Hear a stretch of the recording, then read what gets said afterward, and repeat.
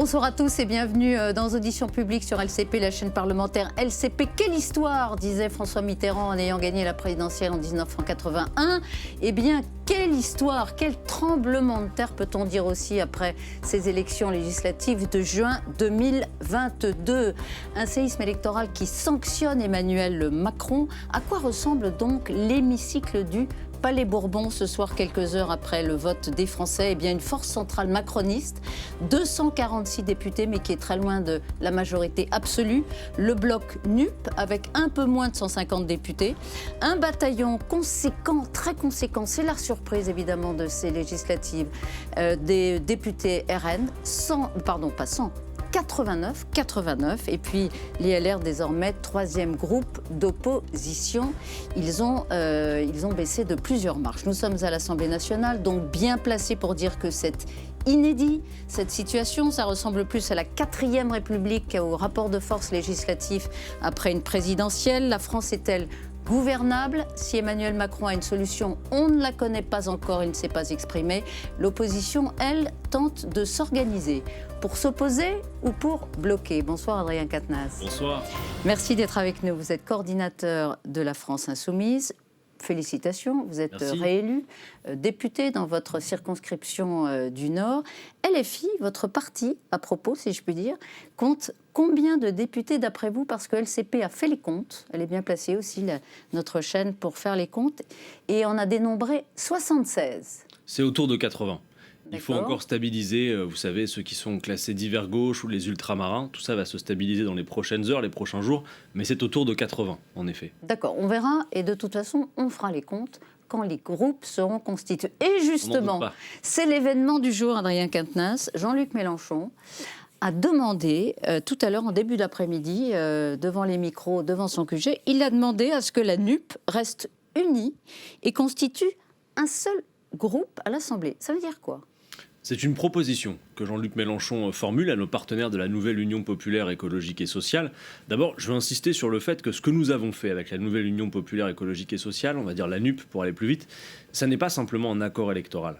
Avant de discuter répartition de circonscriptions, tout le reste, à l'issue de l'élection présidentielle et du score de Jean-Luc Mélenchon, on a choisi de se regrouper autour d'un programme partagé. Et nous avons construit, en l'espace de 3 semaines, un programme ambitieux de 650 mesures, 8 chapitres, chiffrés, détaillés, avec un objectif que nous nous étions fixé, celui de gouverner le pays et de bâtir une autre majorité. Il était prévu que chacun ensuite se constitue en groupe à l'Assemblée nationale. Vous avez raison. C'était marqué presque noir sur blanc. Vous avez tout à fait raison. Et je vais vous dire même une chose, jusqu'hier soir, c'était toujours notre intention, c'est-à-dire avoir des groupes parlementaires constitués comme groupes ayant leur autonomie à l'Assemblée nationale, les différentes composantes, la France Insoumise, le Parti Socialiste, le Parti Communiste Français, Europe Écologie Les Verts, et avoir un fonctionnement en intergroupe qui nous permette de traiter de manière hebdomadaire tous les sujets communs de l'action d'un gouvernement si nous gouvernions ou de l'opposition. Donc qu'est-ce qui a changé ? Ce qui a changé, c'est ce que personne n'avait prévu, c'est le nombre de sièges du Rassemblement national. 89. Et donc une situation politique qui est inédite et qui nécessite que nous fassions la démonstration du fait que nous sommes en effet la première opposition en nombre, puisque nous avons quelques 150 parlementaires de la nouvelle Union populaire, et qu'il n'est pas question de laisser la main au Rassemblement national qui réussit cette élection de quelques dizaines de députés. Donc vous êtes assez transparent. Merci. Vous dites, voilà, LFI devait être la première force, le premier groupe d'opposition à l'Assemblée, de façon incontestée. On est 80, ils sont 89. Ils pourront revendiquer d'être le groupe le plus puissant. Il faut que NUP, évidemment, se constitue en tant que groupe. Vous tombez dans des considérations. Alors, moi, je situe ça à un autre niveau. C'est de dire, à partir du moment où il y a un fait politique nouveau, non anticipé. Pardon d'être un peu terre à terre. Non, mais non anticipé, qui est l'arrivée en nombre du Rassemblement national. Oui. Et on dira après qui en porte la responsabilité, si vous le voulez bien, pour pas juste faire des comptes et de la comptabilité de sièges. Mais il faut afficher puissamment notre union. Et donc, bien évidemment, il y a d'autres moyens de le faire. On pourrait se dire, on reste comme on a prévu. Mais nous le pensons, et donc c'est une proposition. C'est quoi l'enjeu ? J'entends parler... C'est quoi l'enjeu pour vous ?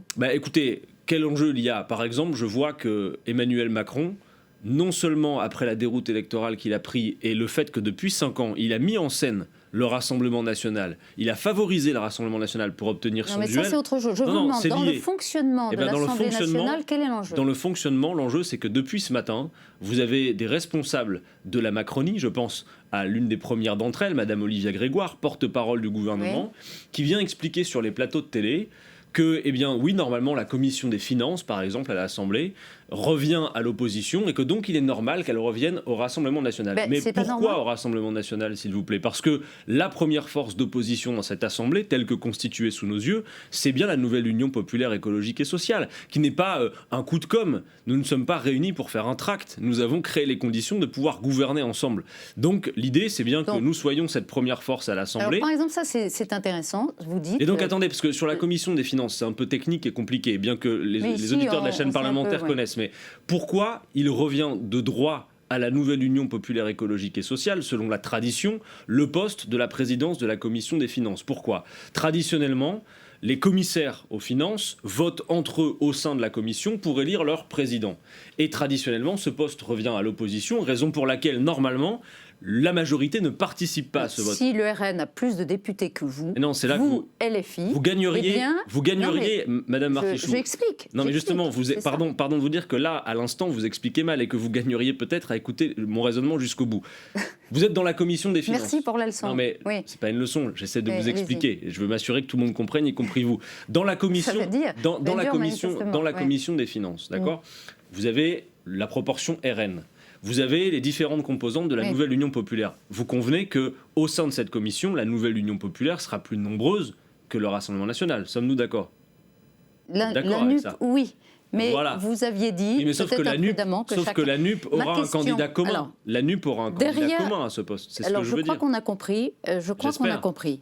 Simplement, pardon, est-ce que les autres partis qui vous ont dit non tout de suite ? Non à quoi ? Tout le monde est d'accord pour un candidat à la commission des finances. Oui, mais ils ne sont pas d'accord pour que la NUP, en tant que telle, constitue un groupe dans lequel, finalement, les partis renonceraient à leur étiquette. C'est ça, pour eux, la difficulté. C'est est-ce qu'ils peuvent se fondre dans la NUP en tant que groupe à l'Assemblée ? Ils ont dit non. Très franchement, d'abord, vous dites ils ont dit non. J'observe que certains ont dit non, mais vous voyez, y compris qu'au sein de ces différentes organisations, certains responsables, y compris des élus, depuis hier soir, ont affiché l'idée que c'était une bonne idée.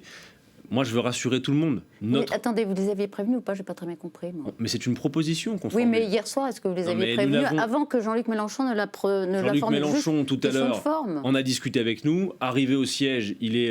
interrogé par vos collègues qui se trouvaient devant le siège, il formule une proposition. Je veux dire, tout de suite, les grands mots, la NUP se divise. Non, cool. J'ai entendu David Cormand, c'est pas un journaliste qui dit tiens, j'étais pas au courant. Non, mais je veux pas qu'il y ait de crispation. Normalement, depuis l'endroit où je me trouve, je m'adresse davantage aux gens qui nous écoutent et aux auditeurs qu'aux états-majors politiques. Mais je veux rassurer tout le monde sur le fait que pour nous, il n'est aucunement question de dissoudre ou de fondre les organisations politiques dans la nouvelle Union populaire. C'est juste une question... Alors, comment est-ce qu'elle serait où l'étiquette ? Parce que si vous n'avez pas de groupe, vous n'avez pas de moyens de fonctionner, il dépendrait du bon vouloir de NUP ou d'un règlement général. D'abord, la nouvelle Union populaire, elle appartient à toutes celles et ceux qui la composent. Donc personne vassalise quelqu'un, je veux dire, là-dedans. Non, simplement ce qu'on pourrait imaginer. Si on se dit, en effet... Je ne dis pas que c'est acté à cette heure, c'est une discussion, nous formulons une proposition. Si on se dit que c'est la meilleure manière de fonctionner au sein de l'Assemblée nationale, on pourrait très bien imaginer que chacun garde la capacité à fonctionner en délégation, écologiste, socialiste, communiste, c'est ce qu'a proposé votre consoeur collaboratrice élue Mathilde Panot, on va le voir d'ailleurs. C'est assez explicite dans le tweet. D'ailleurs, elle n'a pas proposé que ça. Son tweet dit aussi Il nous faut trouver collectivement les conditions. Je suis favorable à une présidence tournante. Bien sûr. De façon à ce qu'il n'y ait pas d'hégémonie à la présidence du groupe de la France Insoumise et à un maintien des délégations par formation politique. C'est-à-dire délégations, ça marche un peu comme comment ? Ça se passe au Parlement européen. Vous savez, il y a des groupes, par exemple la GUE, le groupe de la gauche, puis à l'intérieur, il y a plusieurs composantes. C'est à peu près la même idée. Mais c'est une proposition d'organisation. Ce que je voudrais qu'on entende, c'est que vous n'abandonnez pas l'idée de convaincre vos partenaires. Comme vous l'aviez fait pour former la NUP, personne n'y croyait. Mais ce que je veux aussi dire, c'est que je comprends qu'au lendemain de ces élections, il y ait besoin de choses pour alimenter monter médiatiquement. Mais ce que je veux dire, c'est qu'on formule une proposition d'organisation et tout de suite, j'entends parler de quoi? De division au sein de la nouvelle union. Non, dans tous les cas, soyez rassurés. Je ne sais pas si ça vous rassure vous personnellement, mais la nouvelle union populaire écologique et sociale fonctionnera de toute façon comme nouvelle union populaire écologique et sociale, ce bloc de 150 parlementaires au moins, au sein de l'Assemblée nationale. Alors après, quelle forme ça prendra? Est-ce qu'on arrivera à convaincre nos partenaires? Parce que nous pensons que ce serait la meilleure forme d'organisation et que chacun pourrait s'y retrouver. Vous voyez la preuve, proposition de Mathilde Panot d'une présidence tournante de délégation pour chacun, le but n'est d'écraser personne. Alors, le but est d'être en réaction à la hauteur des événements face à un groupe du Rassemblement national de 90 parlementaires. Jean-Luc Mélenchon, qui est toujours très inventif, créatif et tactique, eh bien, il s'est dit voilà comment on peut garder effectivement la puissance de notre force d'opposition, notre dynamique. Je comprends, mais est-ce la meilleure façon? Je vous le demande, parce que il ressort, et vous ressortez collectivement, l'objectif n'est pas complètement atteint, mais quand même, presque 150 députés, c'est puissant, c'est important. Est-ce qu'il n'a pas gâché un peu la fête par une proposition qui est immédiatement rejetée par des partenaires qui ont fait votre puissance hier? Franchement, est-ce qu'il n'est pas allé trop vite? C'est une belle proposition. Une proposition rejetée, si vous voulez, c'est pas la définition d'une belle proposition. Mais non, mais ça, vous savez, ça c'est le temps de la vie médiatique. Où vous considérez... Arrêtez de toujours dire que sur les médias, il n'était pas obligé de le faire sur la chaussée. Eh bien, dans ce cas-là, vos collègues n'étaient pas obligés de lui tendre le micro à ce moment-là pour lui demander les nouvelles du jour. On n'est jamais obligé de... Non, mais supportez que... On est toujours comptable de sa réponse. Vous l'avez dit en introduction de votre émission, nous avons sous les yeux une situation politique inédite, tout le monde en convient. Supportez qu'on réfléchisse et qu'on tâtonne sur la meilleure manière de nous organiser pour faire ce que nous avons à faire désormais, c'est-à-dire faire en sorte de nous opposer au projet de M. Macron, même si à cette heure, il n'a pas la majorité pour le mener à bien. Et puis, on n'en a pas encore dit un mot, mais moi, je pense d'abord à toutes celles et ceux qui ont besoin de l'augmentation du SMIC. On n'a pas encore parlé de fonds qui ont besoin qu'on jugule l'inflation et tout le reste. Brigitte Boucher et Tam Tranui vont arriver, elles ont toutes ces questions, on va parler du fond. Mais pour clore ce chapitre, vous n'abandonnez pas cette proposition ce soir? Non, bien sûr. Et je veux vous espérez qu'elle ira mettre nos partenaires, s'ils m'entendent, parce que je comprends que c'est plutôt à eux que vous voulez me faire parler, parce que je ne suis pas sûr que tout ça passionne les gens qui nous regardent, mais je veux faire comprendre à nos partenaires que c'est une proposition, qu'elle se discute, et que si nous la posons dans la discussion aujourd'hui, c'est parce que la situation de ce matin est nouvelle, et notamment du fait de la force du Rassemblement national, et je me permets de le dire pour faire aussi un peu de politique et pas juste de la comptabilité, dire aussi que le Rassemblement national à 90 députés à l'Assemblée nationale, c'est la responsabilité d'Emmanuel Macron qui pendant 5 ans a œuvré à cette montée, qui a obtenu son duel à la présidentielle et qui d'ailleurs dans cette campagne des législatives, dans l'entre-deux tours, regardez le nombre de duels qui impliquaient le Rassemblement national et observez comme Emmanuel Macron et les siens ont été incapables d'une position claire. Madame Borne, quand elle a ouvert la bouche pour dire ce qu'il fallait faire en cas de duel avec le RN, personne ne comprenait rien. Ils ont donné la même consigne que Jean-Luc Mélenchon. Absolument pas. Non, Madame Martichoux, je ne vous laisserai pas dire ça parce que ce n'est pas vrai. Non, ils n'ont pas dit pas une voix pour le Rassemblement national partout. Écoutez, j'ai compté par exemple 60 duels entre la nouvelle Union populaire et le Rassemblement national et il est faux de dire que dans les 60 cas, la Macronie a une parole claire qui a consisté à dire... Est-ce que votre radicalité, sur ce sujet, ça m'intéresse, est-ce que votre radicalité n'a pas aussi fait peur? Pourquoi est-ce que vous m'interrompez de manière systématique? Je ne peux pas aboutir... Non mais si vous voulez, donnez-moi un QCM, je prends mon stylo, je coche vos cases et je vous rends la copie et vous la lisez à l'écran. Attendez Adrien, je ne veux pas ça, c'est un échange. Est-ce que votre radicalité n'a pas aussi fait peur à ces électeurs qui effectivement, 72% des électeurs macronistes d'après Ipsos n'ont pas choisi entre un candidat RN et un candidat NUP? Est-ce que c'est pas aussi vous qui avez fait un peu peur à cet électeur-là? Je ne crois pas. Vous savez, notre projet politique, il répond simplement... à l'urgence du moment, à l'urgence sociale, au fait qu'on est dans un pays qui est très riche, mais qui a 10 millions de personnes sous le seuil de pauvreté. Vous le savez, des gens qui payent leur carburant aujourd'hui 2 € à la pompe, ça représente un budget. Je veux dire, il n'y a rien dans ce programme qui ne fasse autre chose que de répondre aux grands défis qui sont devant nous, et de la manière la plus nécessaire qu'il soit et la plus utile qu'il soit. Voilà, c'est tout. Non, en revanche, il y a des digues qui ont sauté, c'est très clair, mais depuis 5 ans. Emmanuel Macron a fait quelques clins d'œil, il a joué avec le feu, il a fait monter le Rassemblement national. Et puis, disons les choses de manière aussi plus... En élargissant encore la focale politiquement, le Rassemblement national, l'extrême droite dans ce pays, prospère sur les débris du néolibéralisme et de ses dégâts depuis 30 ans. Elle a fait 42%. Eh bien oui.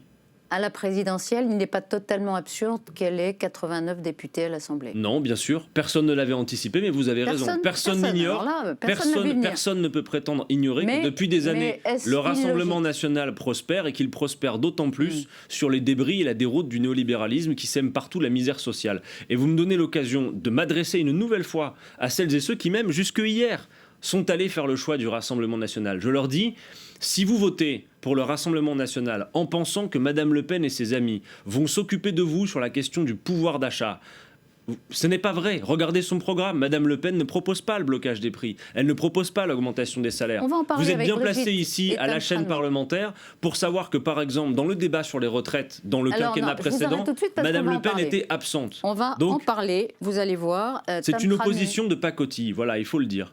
Une opposition de pacotille. Bien sûr. C'est dit. Tam Tranui et Brigitte Boucher rentrent dans le studio. Elles vont vous interroger sur beaucoup de points, dont évidemment le fond. Mais d'abord, on rejoint Vincent Roux en direct du Figaro. Bonsoir Vincent. Bonsoir Elisabeth. Bonsoir Adrien Quatennens. Bonsoir. Vous avez une question pour Adrien Quatennens. On vous écoute. Oui, Adrien Quatennens, d'abord bravo pour votre réélection. Merci monsieur. Une question qui vient à l'esprit parce que c'est un point qui est venu en tous les cas beaucoup pour expliquer le résultat d'hier et en particulier la performance du Rassemblement national. Ce sont les événements qui se sont passés au Stade de France. Le Sénat est en train de mener une enquête parlementaire sur la question. Est-ce que vous allez demander en plus de la motion de censure, une commission d'enquête parlementaire sur ces événements pour déterminer les vraies responsabilités? Écoutez, on va voir par quels moyens nous le faisons. En tout cas, c'est incontestable qu'il nous faut la lumière là-dessus. Et plus globalement, sur les tripatouillages du ministère de l'Intérieur dans les faits qui lui sont reprochés. Monsieur Darmanin, par exemple, vous a inventé je ne sais pas combien de dizaines de milliers de faux billets pour le match, alors qu'on a pu vérifier que ça n'était pas le cas. Mais dans une autre mesure aussi, je veux dire que par exemple, dans l'organisation des élections, vous avez vu que nous avons dû mener une bataille déterminée au Conseil d'État pour obtenir du ministère de France, Adrien Quatennens. On est sur le Stade de France. On est sur le Stade de France.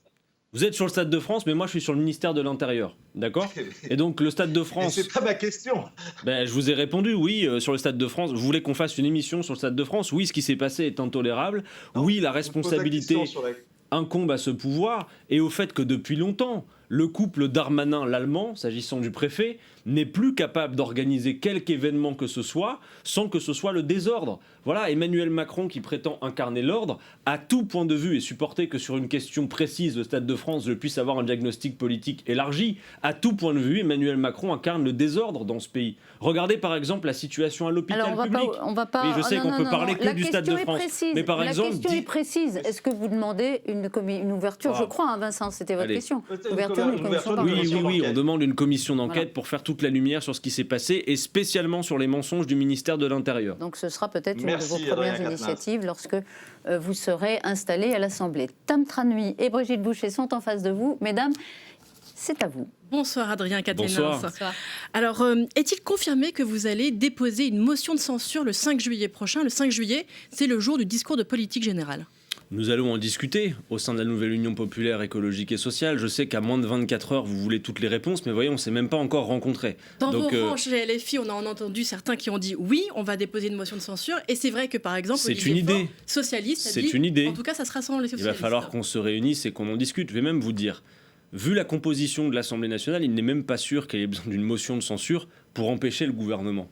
Puisque M. Macron n'a, même avec ses alliés, pas de majorité. Je rappelle que la dernière fois, en 2017, tout seul, sur l'étiquette de La République En Marche, sans ses alliés, il avait une large majorité absolue de 316 parlementaires. Qu'aujourd'hui, avec toute la martingale qui s'appelle désormais, je ne sais plus d'ailleurs, Ensemble, il n'a même pas de majorité. C'est ce qui vous fait hésiter, c'est le fait qu'il n'y aura peut-être même pas besoin de motion de censure. Il n'y a pas d'hésitation. Il demande un vote de confiance. Pourquoi est-ce que vous voulez que tout de suite, là, alors que l'élection n'a pas 24 heures, je puisse vous répondre sur ce qu'on va faire le 5 juillet à l'Assemblée? Parce que certains se sont déjà prononcés et ont dit très clairement ce qu'ils voulaient faire. Et donc, parce que nous n'avons pas pu encore nous réunir pour en discuter, si certains disent « Ah, moi, je pense faire autrement », vous allez dire désaccord. Mais est-ce que pour vous, il faut forcément un vote de confiance de la Première ministre après son discours de politique générale? Tout dépend quel est le contenu, mais je crois qu'il est absolument invraisemblable que d'ailleurs Madame Borne puisse se maintenir en l'état. Et moi, je vais même vous dire ce que j'en pense. Je pense qu'il n'y a pas besoin d'attendre le 5 juillet pour ça, que les urnes viennent de parler hier soir et que c'est un échec cinglant pour Emmanuel Macron. Est-ce que ça changerait qu'elle parte, pardon ? Eh bien, ça change qu'on est dans une situation de crise politique.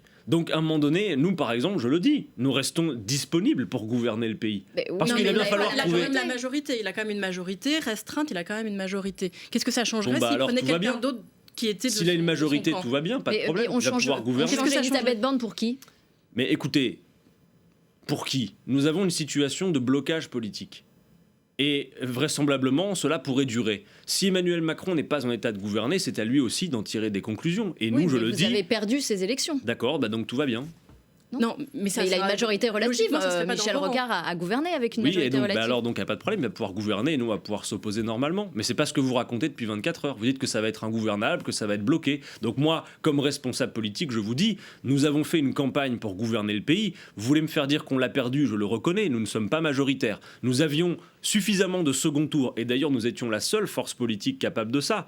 Par exemple, hier, voter Rassemblement National, pour celles et ceux qui l'ont fait, avait l'utilité d'offrir à Madame Le Pen un groupe parlementaire. Elle est très contente, c'est un cadeau que certains lui ont fait. Mais du point de vue de la capacité à bâtir une autre majorité et à renverser le pouvoir macroniste, l'effet était de zéro, puisque Madame Le Pen n'était pas qualifiée dans un nombre suffisant de second tour de toutes les façons pour faire une autre majorité. Mais beaucoup d'électeurs de la France Insoumise se sont reportés sur Marine Le Pen. Vous me dites désormais quoi faire. Mais pour l'instant, celui qui doit se poser la question de quoi faire, il est à l'Élysée. C'est Emmanuel Macron, à lui de se débrouiller d'une situation dont il est essentiellement responsable. Mais donc, vous pour le pensez reste, que la première décision à prendre, c'est changer le Premier ministre. Mais quand même ça. Ce que je dis, pour envoyer un signal. Je dis en tout cas à Madame Martichoux, c'est que il peut pas y avoir de déroute électorale aussi spectaculaire que celle d'hier soir pour Emmanuel Macron sans qu'il n'y ait absolument rien qui change significatif dans son dispositif. Vous diriez quoi ? Il est aveugle, sourd, il n'entend rien. Mais il nous a plutôt habitués à ça, Emmanuel Macron. C'est-à-dire, il a été habitué à une assemblée dans laquelle il avait les presse-boutons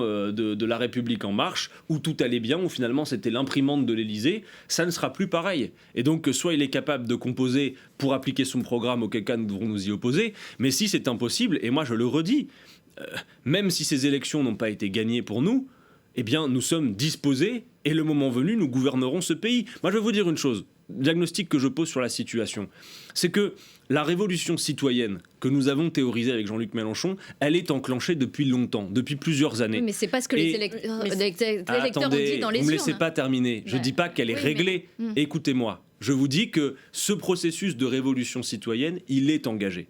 Et qu'à chaque fois qu'il y a des échéances électorales nationales, nous nous rapprochons de l'objectif, systématiquement. Et donc, inéluctablement, ça va finir par arriver. Le néolibéralisme qu'incarne Emmanuel Macron... Vous dites à Emmanuel Macron, allez... Anticipons. Vous dites anticipons son prochain résultat. Ce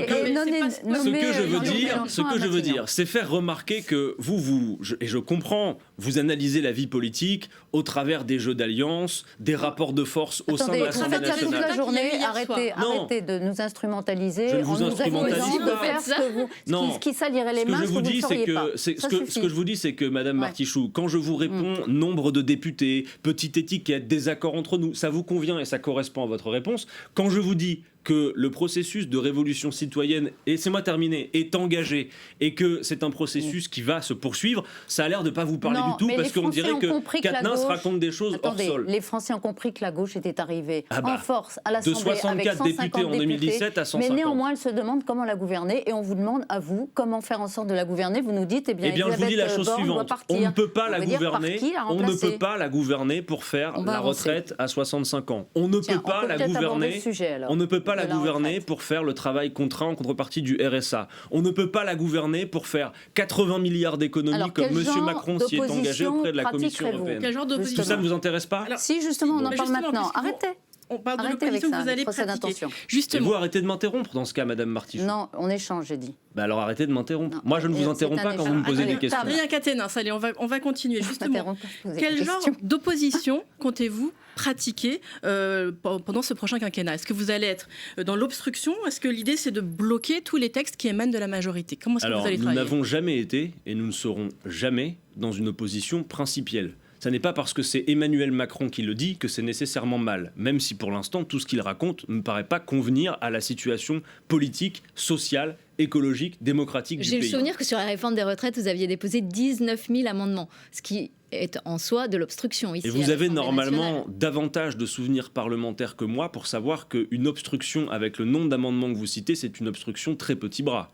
C'est quand même et une que vous obstruction. avez vécu des heures d'obstruction à l'Assemblée. C'est arrivé, mais c'est quand même une obstruction qui est notable. Alors je vous réponds. La question n'était pas de savoir si nous n'allions jamais pratiquer l'obstruction, mais si ça allait être tout le temps comme ça. Je vous réponds. Moi, ce qui m'intéresse, c'est pas ce qui se passe dans l'hémicycle.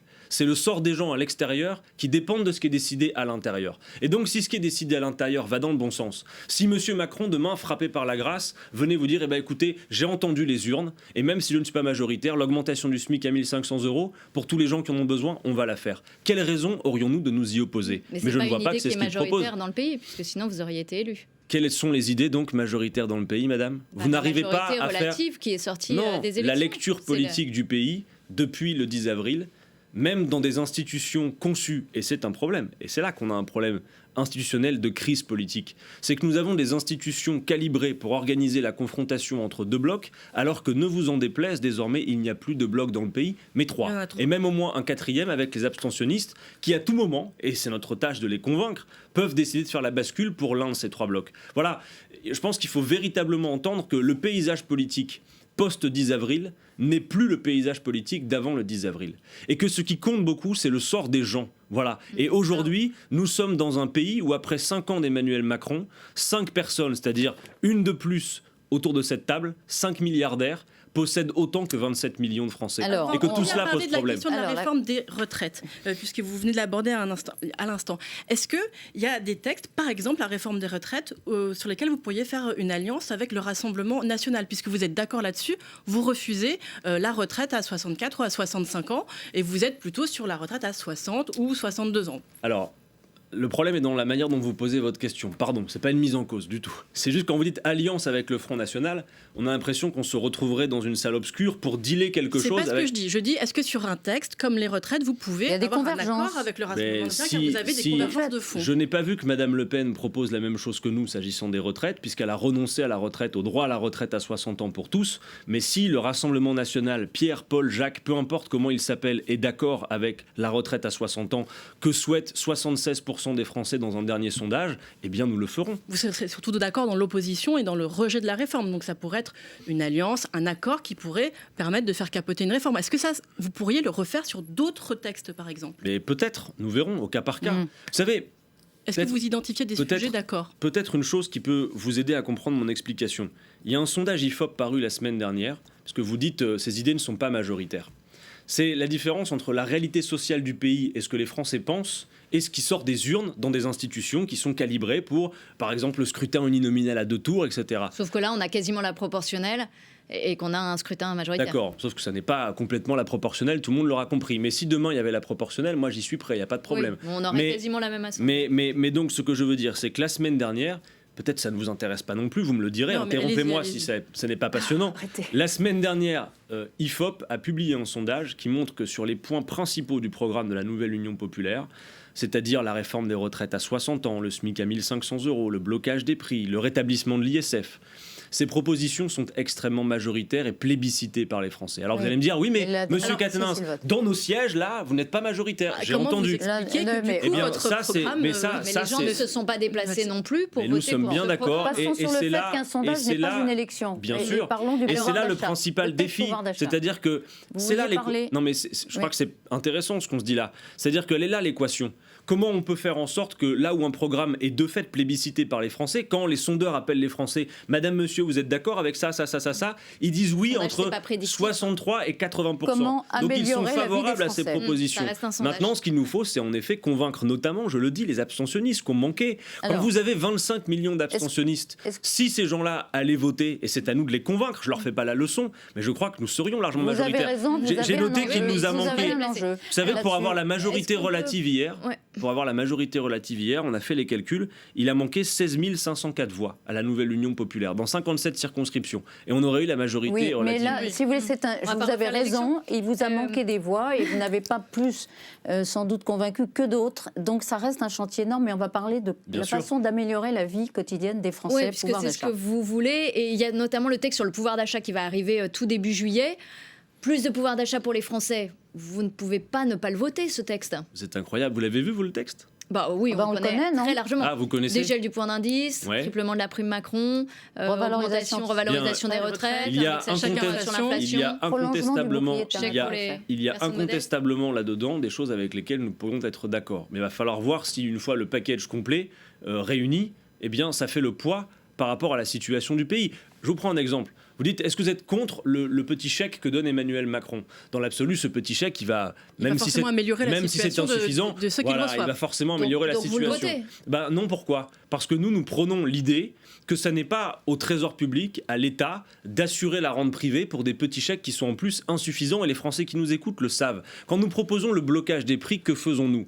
Quand nous proposons le blocage des prix, nous proposons que ce soit charge sur, par exemple, les fournisseurs. Car ce qu'Emmanuel Macron ne vous dit jamais, c'est que pendant que lui verse des chèques avec les fonds du Trésor public, donc l'argent des contribuables, Total, le fournisseur de pétrole, vient de réaliser le plus gros bénéfice jamais réalisé de toute l'histoire industrielle du pays. Donc bloquer les prix... Ce blocage des prix, il va bénéficier quand même aux personnes riches également.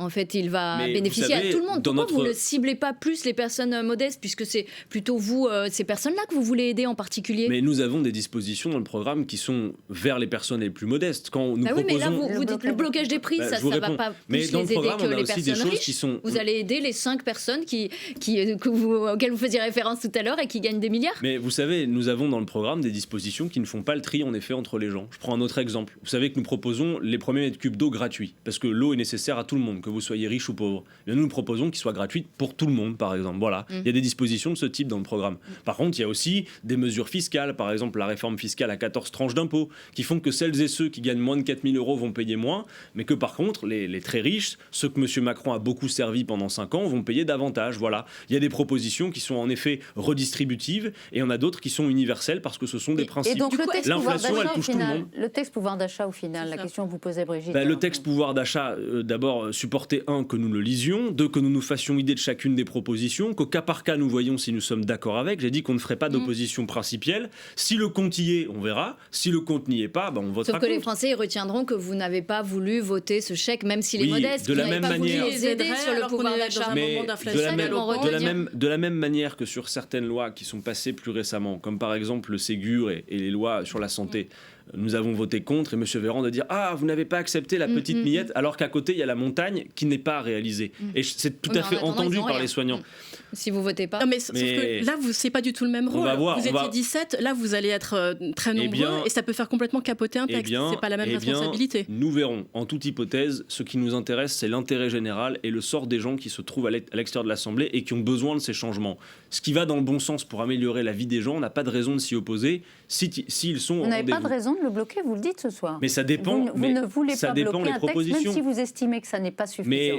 Vous allez estimer que ça n'est pas suffisant, puisque vraisemblablement, il y a une certaine... Vos revendications risquent, je pense, sauf si Jean-Luc Mélenchon est à Matignon d'ici là, de ne pas être dans le texte. Donc, qu'est-ce que vous ferez à ce moment-là ? Est-ce que vous aiderez quand même le texte à passer, ou vous prendrez le risque qu'il soit bloqué parce qu'il y a une majorité trop près de 3 ? Nous verrons. Si c'est un texte, je prends un exemple, c'est un texte qui propose des petits chèques insuffisants, très aléatoires, alors qu'il y a des mesures simples, claires, peut-être radicales, mais utiles à prendre, eh bien, nous verrons au cas par cas. Voilà, je ne peux pas vous dire avant, je n'ai pas lu le texte, je ne vais pas me prononcer aujourd'hui. Un autre texte qui... Vous voyez, par exemple, c'est encore du fond, excusez-moi, Emmanuel Macron, il est encore pour quelques jours président de l'Union européenne.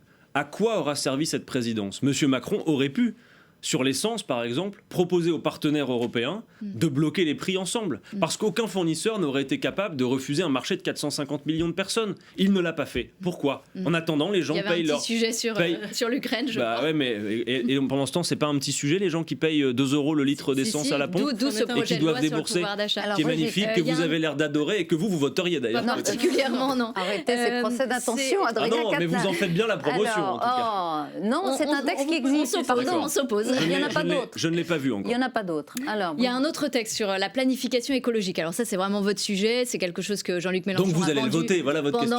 Pendant la campagne. Non, mais est-ce que vous trouvez que ça va dans le bon sens, au moins ? Ah, qu'Emmanuel Macron reprenne notre vocabulaire, oui, parce qu'à force de reprendre notre vocabulaire, peut-être en reprendra-t-il le contenu. Mais encore une fois, nous avons un programme, nous sommes forts de cela et nous allons faire des propositions. Très franchement, pardon, on va être plus nombreux que la fois dernière, mais vous nous avez vus, y compris faire beaucoup de propositions. Vous avez vu que le groupe insoumis à l'Assemblée nationale ces 5 dernières années avait beaucoup proposé. Oui, vous ne pouvez pas dire rien n'a été voté. Pourquoi ? Parce qu'ils ne l'ont pas voté. C'est vrai, vous avez raison, ils auraient dû voter certaines de nos propositions. Mais vous n'avez pas non plus cherché à... Mais bien sûr que si, nous avons passé Mais vous avez raison, madame, je suis d'accord avec vous. Emmanuel Macron et ses parlementaires auraient dû voter des propositions de la France Insoumise. C'est le sens de ce que vous dites, et j'en suis d'accord. Ils ont voté des propositions de loi des Républicains, par exemple, d'Aurélien Pradié. Il faut dire que souvent, la République En Marche a fait de l'opposition de principe aux propositions de la France Insoumise. J'en suis d'accord. Alors, pourtant, ça aurait amélioré le sort des gens. Vous parlez de planification écologique. Comment est-ce que vous allez vous mettre d'accord avec l'ensemble de la NUP sur des sujets comme, par exemple, on le sait, des sujets où il y a des vraies différences comme le nucléaire. On peut aussi parler de l'OTAN, on peut parler aussi de l'utilisation du terme de violence policière. Il y a un certain nombre de sujets sur lesquels il y a des vrais désaccords entre les différentes composantes de la NUP. Je ne parlerai pas de désaccords, mais de nuances. Parce qu'on s'est retrouvé avec un programme partagé de gouvernement. Sur le nucléaire, vous n'êtes quand même pas d'accord. Entre les communistes et la France Insoumise. C'est vrai. Il y a une composante, en effet, le Parti communiste, qui est plutôt promotrice du nucléaire. Eh bien, vous savez, sur 650 mesures, il y a 5% du programme. Il y en a 33. C'est 5%, voilà. Effectivement.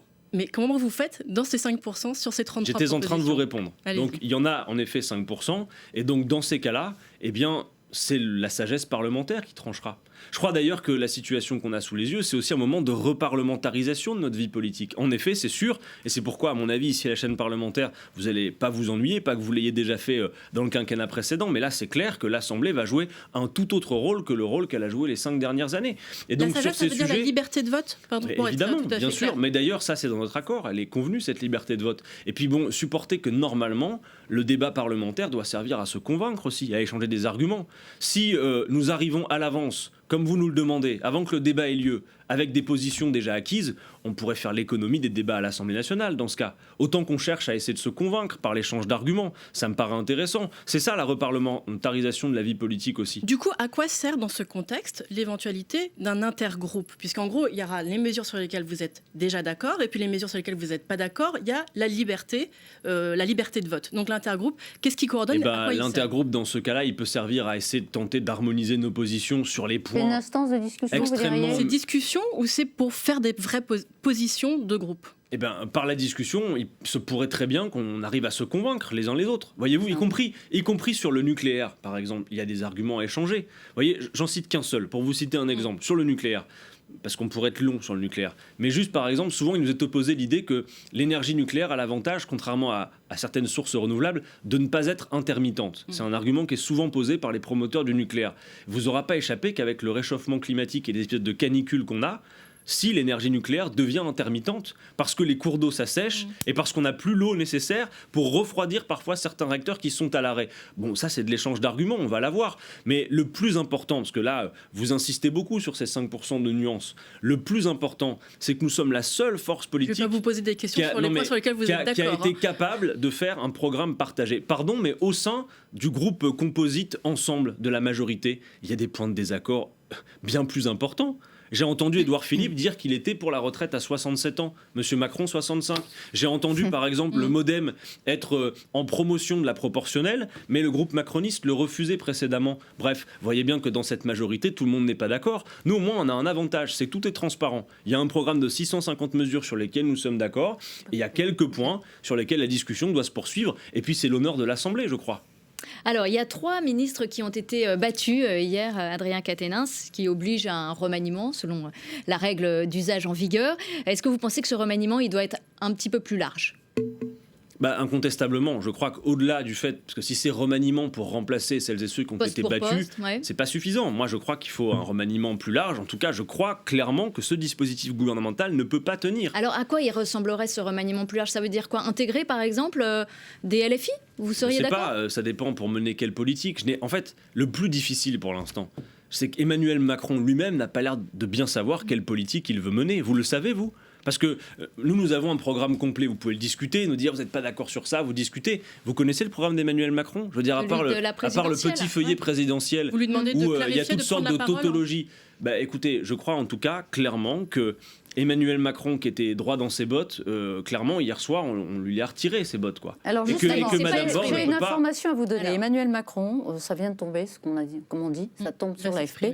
Le président de la République convie demain et après-demain à l'Élysée les forces politiques ayant vocation à constituer un groupe à l'Assemblée nationale. Ça vous concerne ? D'abord, vous irez ? Vous honorez l'invitation. Je ne sais pas pourquoi nous invite-t-il. On est toujours disposé à discuter. On a déjà participé à des discussions avec le président de la République. Peut-être pour voir comment gouverner ensemble dans ce contexte. Il va falloir qu'il change radicalement son programme dans ce cas-là. Est-ce que vous y allez La main est tendue en tout cas. Voilà, avant qu'il nous tende la main pour une réunion à l'Élysée, je pense qu'il serait peut-être plus important qu'il clarifie ses intentions politiques. Donc vous lui demandez de prendre la parole, je n'ai pas envie, s'exprimer après ces élections. Je n'ai pas envie d'aider un président de la République élu au mois d'avril sur des éléments de proposition qui me paraissent être d'une brutalité sociale sans nom à obtenir une majorité. Parce que M. Macron, pas plus tard qu'à quelques jours, sur le tarmac avec l'avion derrière, demandait une majorité aux Français. Pourquoi ? Pour leur pourrir la vie 5 ans de plus. Est-ce que vous êtes prêt à participer à un gouvernement d'union nationale ? Dialoguer, échanger dans l'intérêt supérieur national de la nation, c'est ça l'idée. Vous pensez que si Emmanuel Macron avait obtenu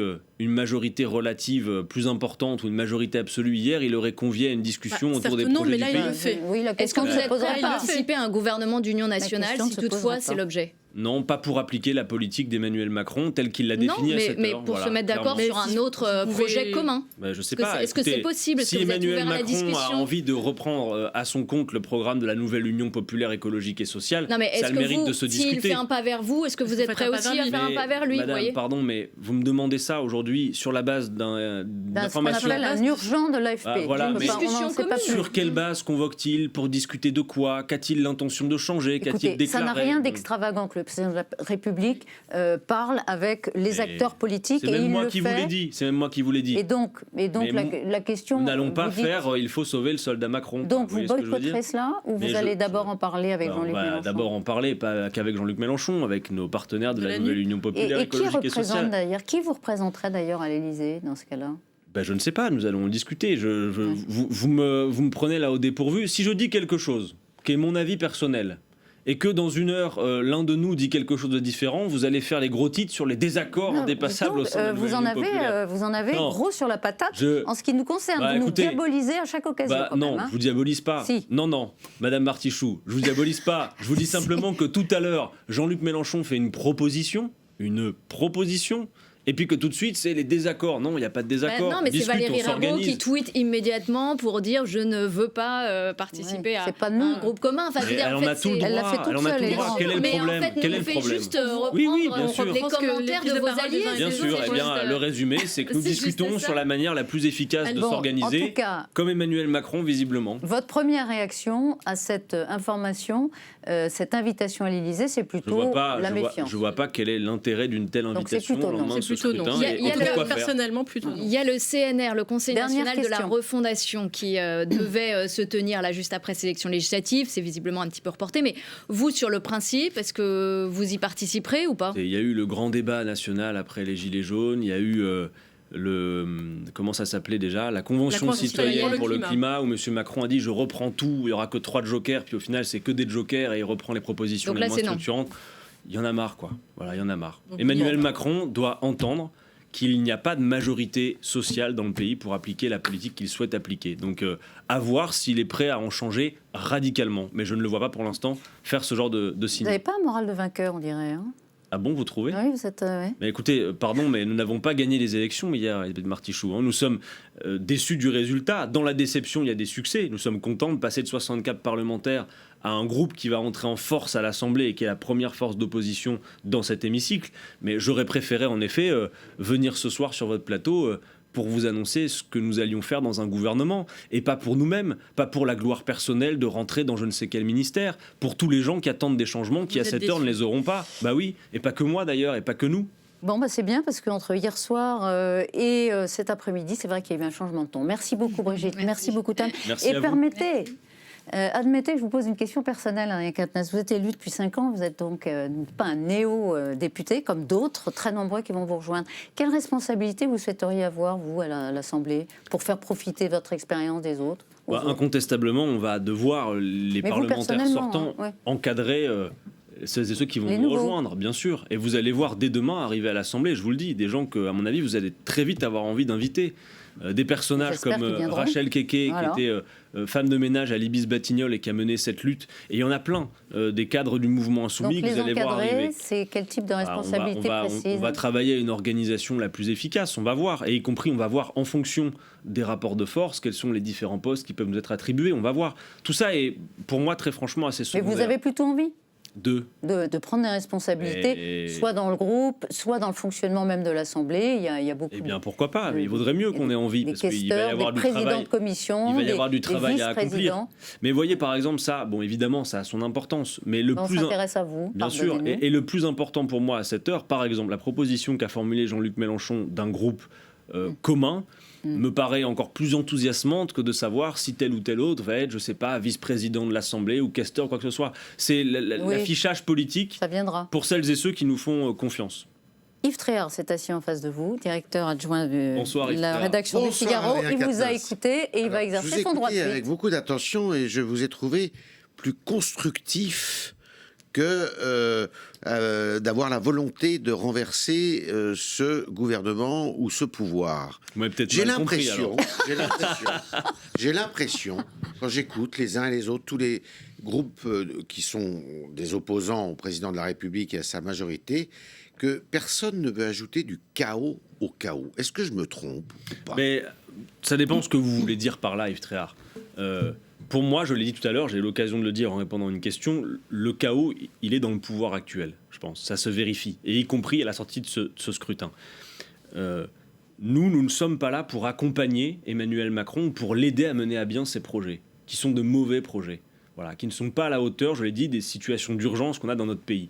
Nous sommes disposés à appliquer une autre politique.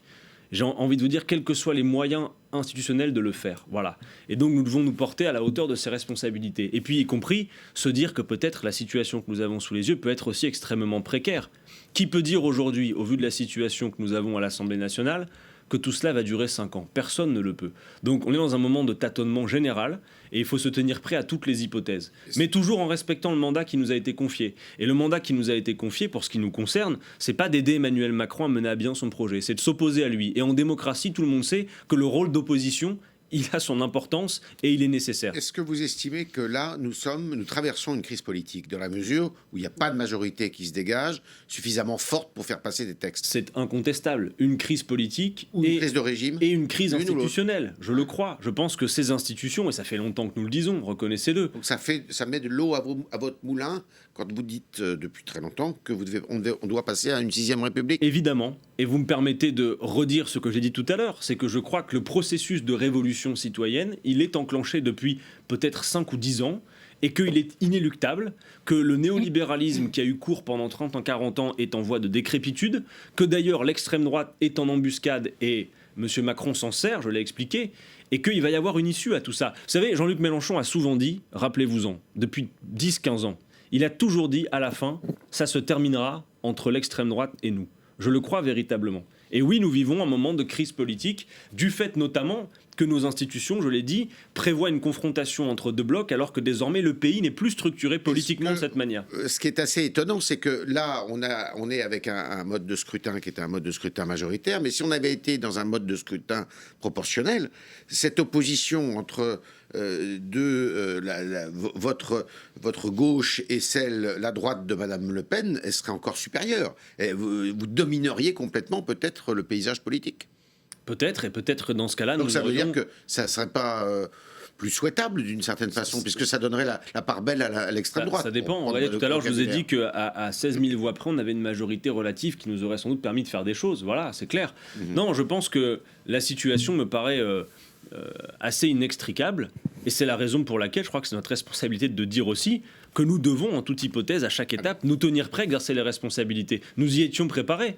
Je veux dire, aujourd'hui, la situation aurait pu être autre. Vous avez ironisé ce matin, mais c'est vrai, sur le fait que Jean-Luc Mélenchon aurait pu, ce matin, être en situation d'être appelé par le président de la République. Je veux dire... Mais vous faites le deuil, vous arrivez à faire le deuil. Mais disons que, voilà, quand on ne gagne pas une élection, c'est toujours un peu difficile. Mais tout de même, ce qui nous aide à le faire, c'est que... incontestablement, si nous n'avions pas fait la nouvelle Union populaire écologique et sociale, rendue possible par le score de Jean-Luc Mélenchon à la présidentielle, la situation pourrait être pire encore. Précisément, je vais peut-être vous faire un peu moins plaisir maintenant. Parce que pour l'instant, vous avez l'impression de me faire plaisir. Oui. Ça va être gratiné, alors. Deux politologues dignes de ce nom, hier soir, sur ce plateau, qui s'appellent Roland Quérol et Pascal Perrineau, disaient, en fait... Pendant cette campagne des législatives, le meilleur, qui a été longue, le meilleur agent électoral de Madame Le Pen, ça a été Jean-Luc Mélenchon. Parce qu'il a saturé les écrans, il était partout, sur tous les médias, et que les gens, eh bien, ils en avaient assez. Et que probablement, et si on regarde les reports de voix, même les gens ensemble, c'est-à-dire la majorité présidentielle, entre un candidat de votre formation ou un candidat RN, ils ont plutôt voté RN. Ça me paraît être une analyse à la petite semaine quand même. Je vous explique pourquoi. Je crois qu'au contraire, même si nous n'avons pas le résultat escompté, c'est vrai, j'en conviens, je veux dire, non plus, tergiverser. Ce que je veux dire, c'est qu'au contraire, l'action de Jean-Luc Mélenchon dans ces élections législatives, quoi qu'en aient dit ses détracteurs, au premier desquels les macronistes, a redonné du sens à l'élection législative. Elle a rappelé, par exemple, que l'élection législative, contrairement à la petite musique entendue, est une élection pour la conquête du pouvoir. Madame Le Pen, paradoxalement, a commencé cette campagne en disant « De toute façon, Monsieur Macron aura une majorité, on n'y peut rien faire. » Et donc, c'est elle la grande gagnante de l'opération.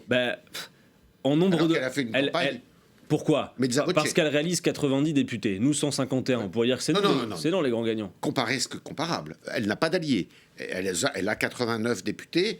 Vous en avez un peu plus de 70. Vous avez dit 80. Mais Yves Tréhard, hier soir, jusqu'avant les résultats, convenez avec moi qu'elle n'était en toute hypothèse pas en situation de gouverner le pays.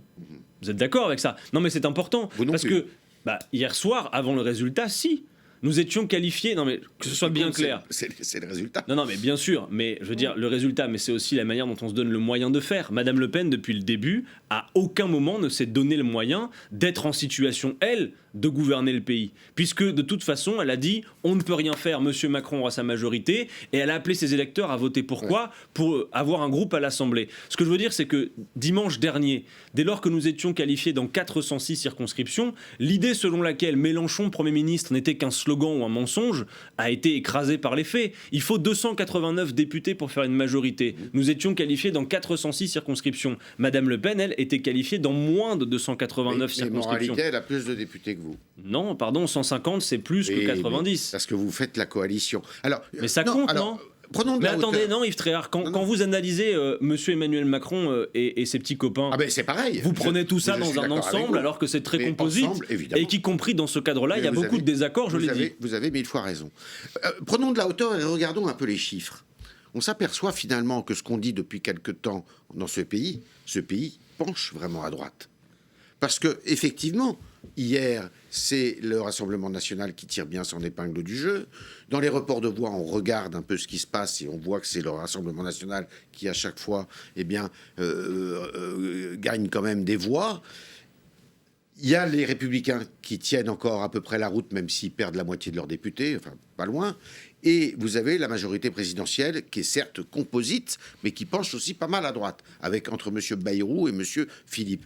Donc, en fait, c'est tout à fait factice, je ne sais pas si le mot est opportun, mais c'est un peu factice, le retour de la gauche telle qu'elle était conçue par M. Mélenchon.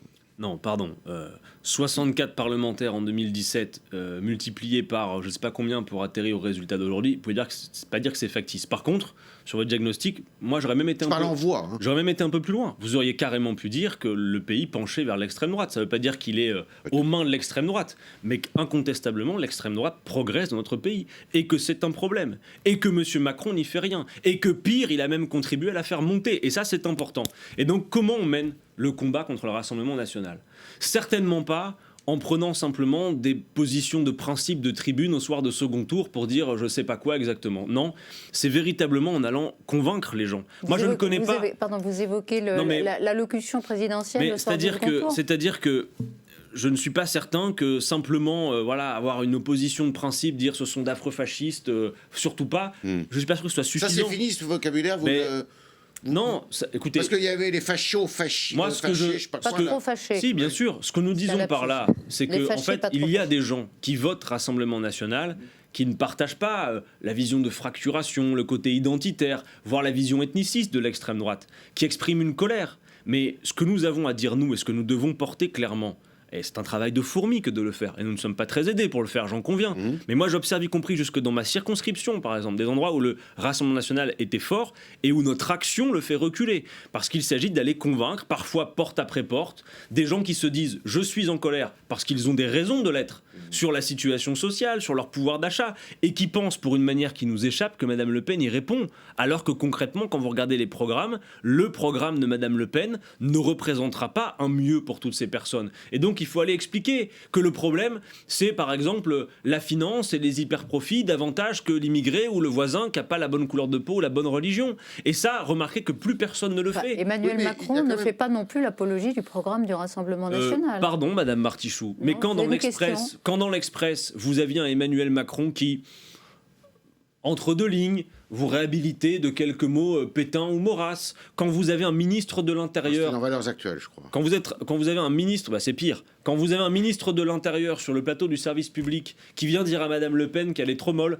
pardon de vous dire que si. Je veux dire, Emmanuel Macron est assez tacticien pour avoir organisé les conditions de cette montée. Parce qu'il a toujours considéré, à raison d'ailleurs, ça s'est vérifié à 2 reprises, que face à Madame Le Pen, il serait réélu quoi qu'il arrive. Il a joué avec le feu. Pendant ce quinquennat, on a vu quelque chose qui s'appelait les Gilets jaunes, dont on n'a certainement pas tiré toutes les conclusions et qu'on n'a pas su complètement analyser. C'est clair. J'ai regardé, moi, un peu le vote là, de hier.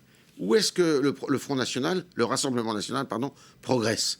Dans cette France suburbaine, qui est à 100 km ou 200 km des grandes métropoles, l'Eure, le Loiret, l'Aube, la Marne, la Haute-Marne. Est-ce que, justement, Mme Le Pen n'a pas tiré peut-être davantage que vous, et elle a aussi été devant vous à l'élection présidentielle, les enseignements de cet épisode que personne n'avait vu venir ? Si on se situe du point de vue des revendications du mouvement des Gilets jaunes telles qu'elles sont apparues, je ne le crois pas. Je crois clairement que dans les revendications qui étaient celles de ce mouvement, encore une fois, si on n'est pas juste sur instinctivement ce qu'on pense, mais qu'on regarde les propositions, sur la question fiscale par exemple, je crois clairement que le programme de la Nouvelle Union Populaire est ô combien plus en réponse à ces revendications que celui du Rassemblement National. Pour le reste, est-ce que vous évoquez sur presque la situation géographique en fait, de répartition de l'électorat. J'entends moi cette petite musique sur le thème, c'est vrai que... C'est marrant ce qui se passe en Gironde aussi, vous avez vu la Gironde. Oui, mais c'est vrai que nous avons un électorat plutôt urbain, c'est vrai. Mais on ne peut pas généraliser. Pardon, mais j'ai noté les cartons que nous faisons dans des départements dont vous ne pouvez pas dire qu'ils ne sont pas ruraux. En Haute-Vienne, en Dordogne, dans le Tarn, c'est pas la ville tout ça. Le Gard, les Hautes-Pyrénées. Ils sont traditionnellement de gauche. Donc c'est pas une question de géographie, vous êtes d'accord. C'est-à-dire qu'on retrouve aussi parfois peu ou prou, de manière assez claire, l'ancienne carte de répartition gauche-droite dans le pays. Donc tout ça n'est pas complètement mort et on ne peut pas le simplifier à mon avis comme ça vient d'être fait. Est-ce que vous êtes... Dernière question, réponse brève. Dernière question, juste alors je vais dernière. faire de la cuisine, et je reviens dans l'Assemblée. Est-ce que vous pourriez imaginer faire une présidence tournante de la Commission des Finances si vous la demandez en qualité de NUPES ? Mais une présidence tournante donc au sein de la Nouvelle Union Populaire. Oui. Oh, je pense que ça on peut l'envisager. C'est une des solutions qu'on peut envisager. Par contre, tourner avec les Républicains, non. Ça on peut l'envisager sans doute. Moi je suis pour qu'on trouve les solutions pour essayer d'afficher et de donner à voir la puissance que représente et l'espoir qu'a suscité la constitution de cette Nouvelle Union Populaire. Vous voyez, j'ai été surpris de voir à quel point en 4-5 semaines de campagne, le terme de NUP et lever de la victoire, par exemple, c'est très fortement ancré. Je pense à la jeunesse, pour celle qui s'est mobilisée, parce que beaucoup ont manqué à l'appel. Donc voilà, nous avons soulevé un espoir, créé même une culture commune, et je crois que ça n'est que le début de l'aventure pour cette Nouvelle Union Populaire écologique et sociale, qui, tôt ou tard, je vous le dis, le plus tôt sera le mieux, viendra aux affaires dans ce pays. Ce qui est sûr, c'est qu'une nouvelle page s'ouvre à l'Assemblée nationale. avec votre groupe et avec les autres, effectivement, qui composent une physionomie de l'hémicycle inédite, tout à fait différent et dont on ne sait pas très bien comment elle va fonctionner, mais on va suivre ça de très près sur LCP, dans Audition publique. Merci beaucoup. Merci à vous, Adrien Quatennens, d'être venu ce soir dans l'émission. Merci Yves Tréhard. On se retrouve évidemment la semaine prochaine. Il va se passer beaucoup de choses. Vous avez vu, toutes les heures, il y a des événements politiques consécutivement, évidemment, à l'élection législative. Bonne semaine à tous, à lundi prochain, 19h30.